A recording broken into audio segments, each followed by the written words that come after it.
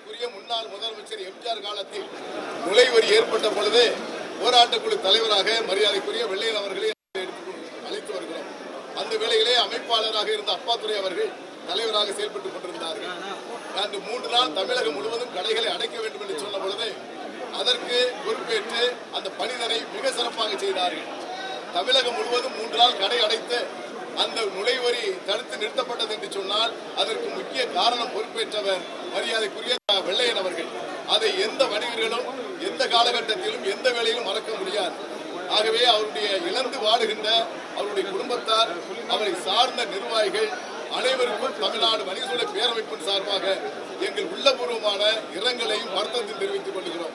அதே போன்று அவருடைய குடும்பம், அது வணிகருடைய குடும்பம், அவர் குடும்பத்திற்கும் சரி அவர் துணைவியாருக்கும் சரி எந்த வேளையில் எந்த வேண்டும் என்று சொன்னாலும் தமிழ்நாடு வணிகர் சங்க பேரமைப்பு அவர் உற்ற தோழனாக அந்த குடும்பத்தின் ஒருவராக தமிழ்நாடு வணிகர் சங்க பேரமைப்பு அவர் குடும்பத்திற்கு துணை இருக்கும் என்பதை தெளிவாக நான் தெரிவித்துக் கொள்கிறேன்.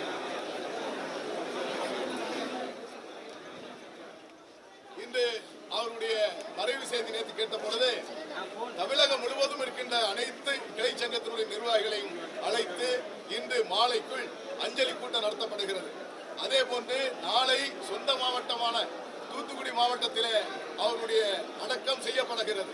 அந்த மாவட்டத்தினுடைய அனைத்து கடைகளின் விடுமுறை விட்டு அங்கு வணிகர்கள், தமிழ்நாடு வணிகர் சங்க பேரமைப்பு நிர்வாகிகள் முதற்கொண்டு அனைவரும் அவருக்கு அஞ்சலி செலுத்தக்கூடிய செய்தி பேரமைப்பு செய்திருக்கிறது. தமிழகம் முழுவதும் 3 நாள் கொடி அரை கம்பத்தில் பறக்கப்பட வேண்டும் என்று அறிவித்திருக்கிறோம்.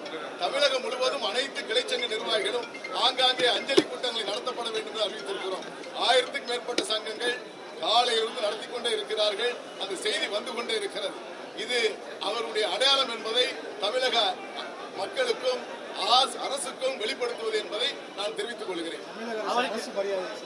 அதே போன்று மாண்புமிகு முதலமைச்சர் அவர்கள் மரியாதைக்குரிய மறைந்த வெள்ளையன் அவர்களுக்கு அரசு அஞ்சலி செலுத்துமாறும் பணிவோடு தமிழ்நாடு வணிகர் சங்க பேரை கோரிக்கையாக வலியுறுத்துகிறது. அவர் வாழ்ந்த பகுதிக்கு அவர் பேரை சூட்டணும் சொல்லி அவர் குடும்பத்தார் விருப்பப்படுறாங்க. அவருடைய வாழ்ந்த பகுதி பெரம்பூர் பகுதி என்பது அவருடைய அடையாளம். இந்த சாலை என்பது அவர் தினசரி பயன்படுத்துகின்ற சாலை. அவருடைய பெயரை எப்படி சூட்ட வேண்டுமோ, அதற்கு அரசிடத்தில் எப்படி முறையிட வேண்டுமோ அதை தமிழ்நாடு வணிகர் சங்க பேரமைப்பு எடுத்து செல்லும் என்பதை நான் உறுதியோடு தெரிவித்துள்ளேன்.